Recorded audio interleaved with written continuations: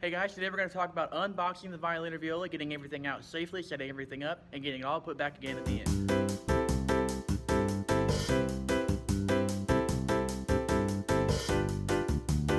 So all of my students that rent an instrument, they always come with the instrument inside the case with a few things in there I'll show you in a second, and also a stand that's in a little bag. And we're going to start with the stand because that's the first thing kids will get out whenever they get in class.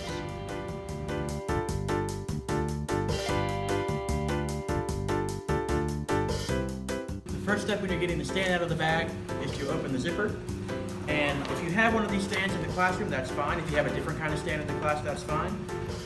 My students always have these at home, and sometimes they bring them back and forth. Sometimes they use other stands in the classroom. That's perfectly okay. There are a bunch of knobs on the back of here, so make sure that if you need to move anything, you always loosen the knob first. Don't ever try to move things with the knob tight, or else it'll strip the screw out and can really tear up the stand. So I always start with the bottom. Loosen that up, pull on two sides slowly, don't have to pull too hard. Pull it down a little bit, until about like that. You want it to be pretty wide, and then tighten it back. It doesn't have to be super tight, just tight enough to hold it. Move up to the second screw. Now this is going to be different for everybody's height, so if they're a little bit taller, they may need to raise this a little more. I usually advise them to start a little bit on the high side, so they can bring it down lower if they need to, because that gets everybody's instruments up. So they have the middle one. They have another screw right here. If they need to raise it even more, they can loosen that and raise it up a little more. The last screw is this big one on top. Same thing, loosen this and flip this part up. You want it to be a little bit tilted backwards like this, because if it's too far straight, the book or the music will fall off. So make sure it's tilted back a little bit. Tighten it back down to the right. And all these get tighter as you go to the right or clockwise. They get looser as you go counterclockwise and to the left. So tighten it down a little bit. This is the fun part. You get to spread it open like a bird spreading its wings. Then you have one music stand ready to go. If your stand comes with these little arms on the front, that is just to hold the music on your stand or the book open on your stand so it doesn't fall out or fall off the stand. So if it doesn't have those, it's not a big deal, but those are kind of helpful sometimes, unless you have a page turn. So that's the music stand. That's your first step.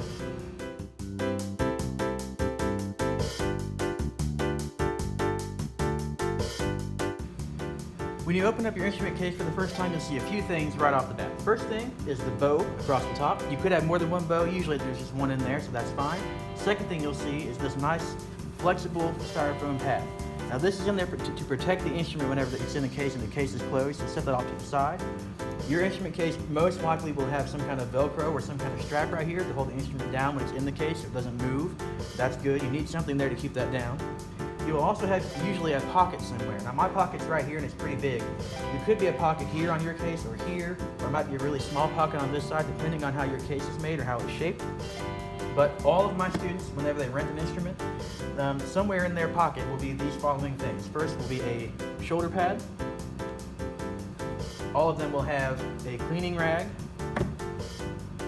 And all of them will have some kind of rosin. Now about rosin, there's a couple things to know. This is just basic rosin. I have two different kinds here. This is just basic rosin that you can find.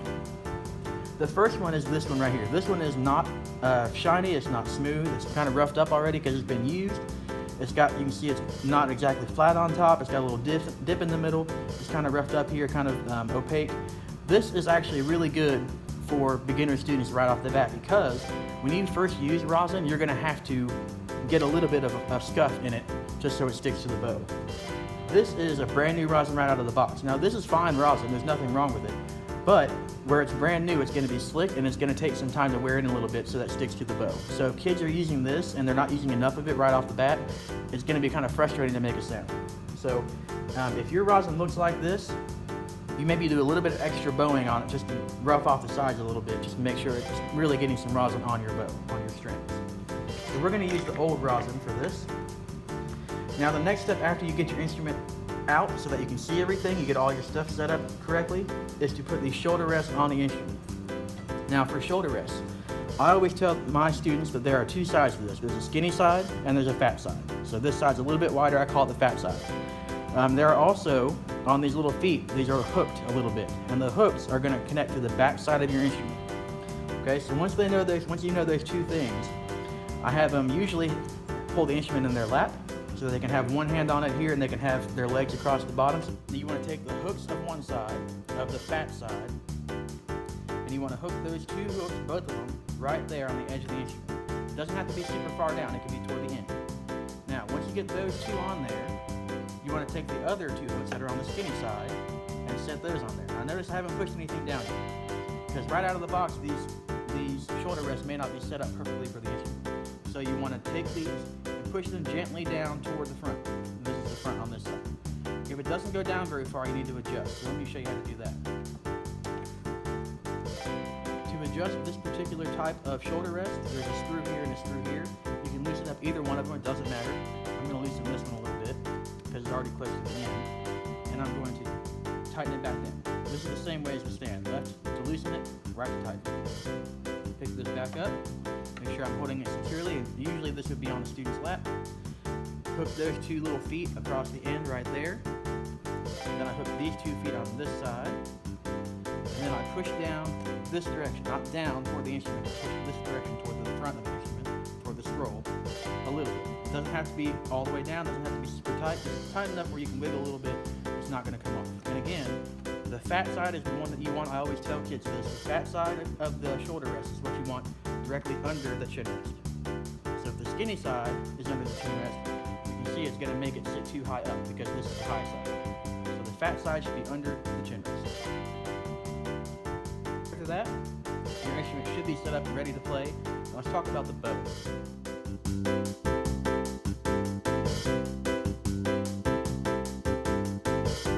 Now the bow is usually up here in the top.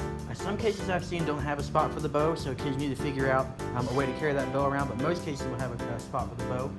There's a little notch right here, usually, that flips sideways, and then you just pull your bow straight out a little bit, because you don't want to rip this. You don't want to tear this part of the case up.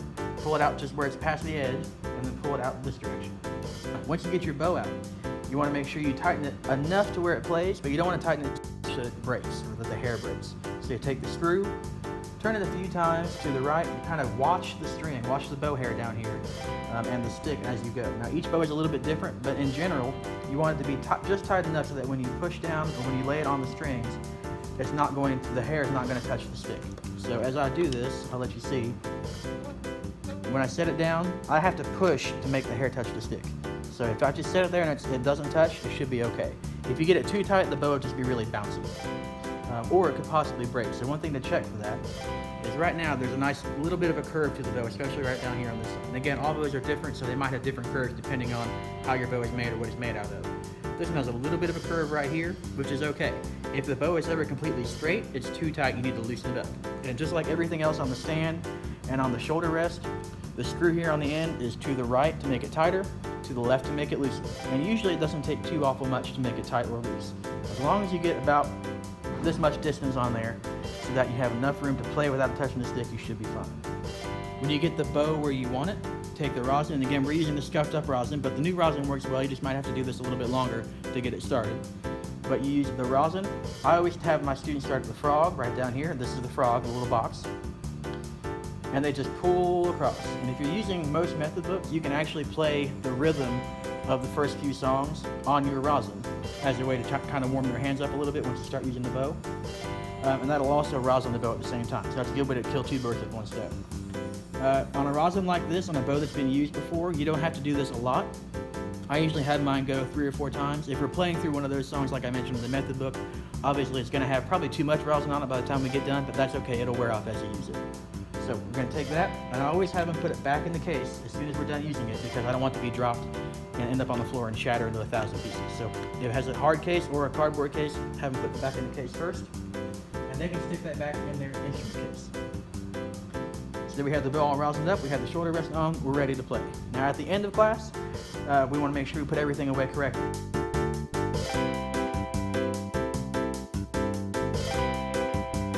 First thing I would have them do is loosen the bow. Always loosen the bow first, because if you put it back in the case tight, it can actually snap the tip off over time because of all the tension. So we're going to turn to the left. Doesn't have to come off, the screw doesn't have to come all the way out. Just enough, I tell mine, to where the hair is kind of floppy or kind of loose on there. So, and there's actually a point usually where you can kind of feel it start to loosen up a lot easier. That's where you can stop. So put this back in here, tip first, set it in there, twist that. Either direction doesn't matter, and that keeps that secure. You have your instrument, and again, this is always done with the case on the floor, not up in your lap. First thing to do is take the shoulder rest off. So do the opposite way we put it on. So we're going to pull it backwards this way. Don't pull it off like that. You're going to slide it backwards. Put the case, or put the instrument in the case. Put this back in the pocket. Now before I put this Velcro on, I have my kids get their cleaning rag and go down their strings. This will make your strings last a lot longer, and when you start using the bow, especially if you use a lot of rosin with those exercises, you'll end up with a lot of rosin residue right here and on your instrument right here. So you want to make sure you wipe your strings off. You can wipe off under here if you want to. You can wipe off your tuning pegs if you want to. And this is extra important right now. You can wipe off the instrument itself, especially if for some reason you're having to share an instrument, which all mine have their own. But you can wipe off the instrument itself. I wouldn't use any kind of cleaner on the wood. You can use a little bit of like an alcohol swab, alcohol wipe on the strings. It's not gonna hurt the fingerboard. I would not use anything like that on the wood of the instrument to try to disinfect it or anything, because that can actually melt the lacquer off of the instrument. So we're done with this. We're gonna put this away in the pocket. We're gonna make sure we put our Velcro back on. And we're gonna come back over here to our little pad. This is important. Put this back on top. That way whenever if this moves in the case, it's not gonna get damaged. Close the case. Mine has a little snap right here. Let me turn it so you can see it. A little snap right here, so I can actually, it should click. There we go. Then we have the zippers go across the front.